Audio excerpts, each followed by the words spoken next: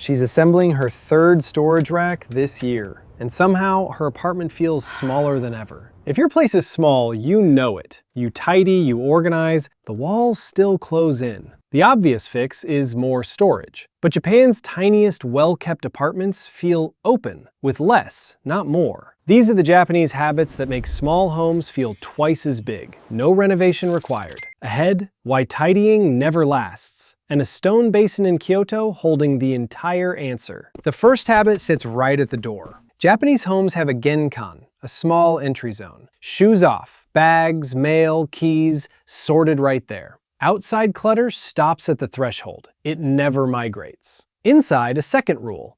Everything gets exactly one home. Japanese factories call this system 5S. Sort, set in order, shine, standardize, sustain. Quick test. Could you find your scissors in 10 seconds? With one home per item, tidying takes 30 seconds. Third, keep what you own visible.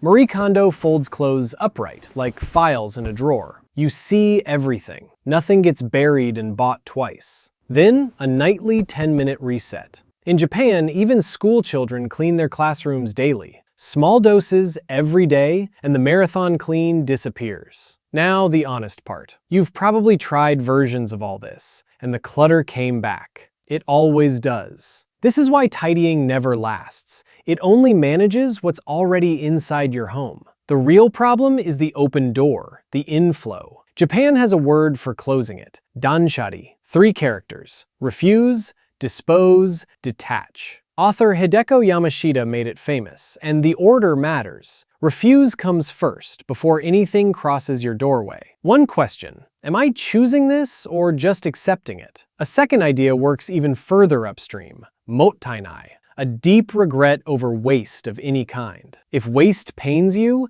you buy fewer, better things. One good knife, not a drawer full of gadgets. Maybe you're thinking, my place is just too small. Tokyo's single apartments are often smaller than a 2-car garage, yet they feel open. The reason is empty space treated as a feature, not a failure. An empty corner isn't an invitation for more furniture. It's what lets the whole room breathe. Which brings us to that stone basin in Kyoto. At Ryoenji Temple, an inscription reads, "I know only what is enough." The idea is called chisoku, knowing sufficiency. Recognize enough, and your home stops being a container. It becomes a place to live. If your home overflows, that's not a character flaw. It means the inflow was never addressed. Until now. Remember that third storage rack? She never needed it. She needed one empty surface. So tonight, clear one. A table, a counter, keep it empty for 1 week. Then tell me in the comments, which surface goes first? If this helped, a like or subscribe truly helps.